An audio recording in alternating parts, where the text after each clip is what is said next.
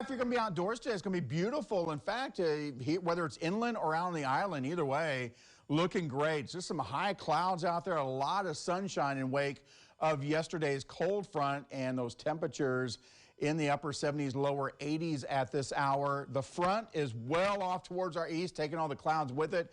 Now we've got high pressure that's going to be building across the state. It's already doing that, but even more so as we go through the next couple of days, and that's going to keep us high and dry, not much in the way of any clouds, and enough of that cool air still making its way from the north on north breezes. We're going to have a pretty cool morning for tomorrow, even cooler than we saw this morning across the area. So high pressure will remain in control. This is pretty much going to be the case all the way through the rest of the week into the weekend. It will shift a little bit more towards the east. Eventually, that's going to bring our winds back out of the east, southeast, and bring in more humidity. But until then, a lot of north breezes out there and very comfortable conditions here in the Rio Grande Valley. Look at these numbers. And in fact, this is not super cold. It's cold at night, but during the day, even going in the upper Midwest, temperatures in the 60s and 70s.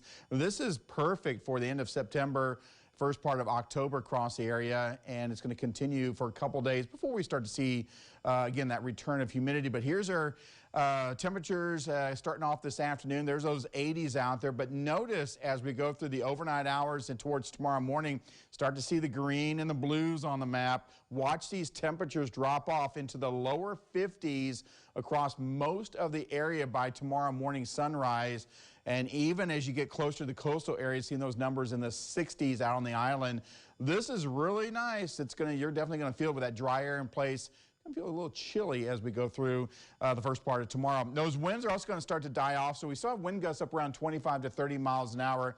But by the time we reach later on tonight and tomorrow morning, watch those wind gusts really drop off. We're going to have pretty light winds, and that's also going to help to get those temperatures to drop off pretty good overnight tonight.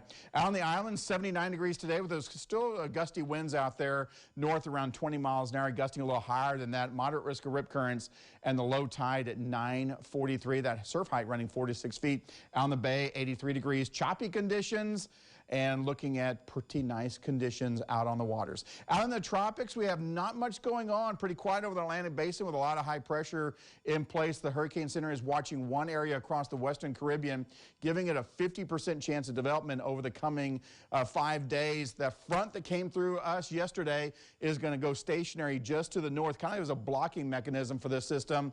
So right now, it's going to kind of hang out in this part of the Caribbean until it has a place to go. So we'll have to watch that one real closely. 7-day forecast then for us with the weekend always in view, and take a look at those numbers. Sunshine, 80s for highs, and it gets a little bit warmer tomorrow, but still dry air in place.